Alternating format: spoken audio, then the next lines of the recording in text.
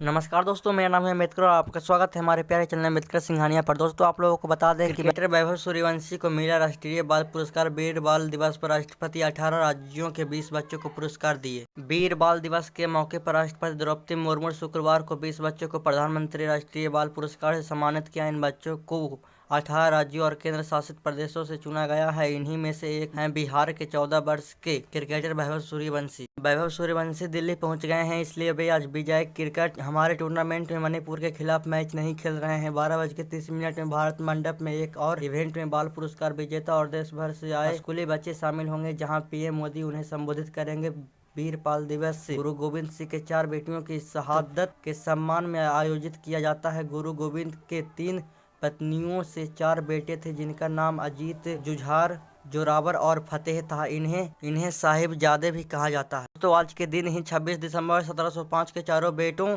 की मुगल सेना ने हत्या कर दी थी। उनके शहादत का सम्मान करने के लिए पीएम मोदी ने 2022 में 26 दिसंबर को वीर बाल दिवस मनाने की घोषणा की थी। अब जान लेते हैं वैभव को क्यों दिया जा रहा है बाल पुरस्कार दिवस पुरस्कार।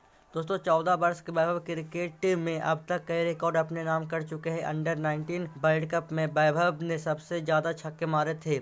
विजय हमारे टूर्नामेंट में वैभव लिस्ट ए क्रिकेट में शतक लगाने वाले दुनिया के सबसे युवा खिलाड़ी बन गए हैं। उन्होंने पाकिस्तान के जहूर इलाही का 39 साल पुराना रिकॉर्ड तोड़ दिया। सूर्यवंशी ने यूएई के खिलाफ 14 सिक्स लगाकर रिकॉर्ड बना चुके हैं। U19 एशिया कप में उन्होंने 95 गेंदों पर 171 रन बना दिए थे। 180 की स्ट्राइक रेट से खेली गई इनिंग में वैभव ने 14 छक्के के साथ 9 चौके भी लगाए। दोस्तों, ये तस्वीर 2024 में पीएम मोदी ने बाल विजेताओं से मुलाकात की थी, उन्हें ऑटोग्राफ दिए गए थे, जिसकी तस्वीर आप देख सकते हो। अब जान लेते हैं प्रधानमंत्री राष्ट्रीय बाल पुरस्कार के बारे में। केंद्र सरकार की ओर से साल 1996 में राष्ट्रीय बाल पुरस्कार की कोशिश की गई थी। महिला एवं बाल विकास मंत्रालय की ओर से अलग अलग क्षेत्रों में अवधारणाएं उपलब्धि हासिल करने वाले बच्चों को सम्मानित करने में के मकसद से राष्ट्रीय बाल पुरस्कार को शुरू किया गया था। साल 1996 में ही पुरस्कार पाने वाले ये बच्चे कर्तव्य पथ पर होने वाले गणतंत्र दिवस परेड में हिस्सा लेते हैं। दोस्तों, आखिरकार जान लेते हैं किन बच्चों को मिलता है ये अवार्ड। दोस्तों, महिला एवं बाल विकास मंत्रालय प्रधानमंत्री राष्ट्रीय बाल पुरस्कार के लिए बच्चों का चयन करती है। ऐसे बच्चे जिनकी उम्र 5 साल से ज्यादा और 18 साल से कम है, जो भारत के नागरिक हैं और देश में ही रहते हैं, उन्हें ये पुरस्कार दिया जाता है। साल 2018 में बहादुरी के क्षेत्र में उपलब्धि हासिल करने वाले बच्चों में भी शामिल किया गया है। दोस्तों, ये अवार्ड 7 कैटेगरी में अवार्ड दिया जाता है। पहले यह पुरस्कार 6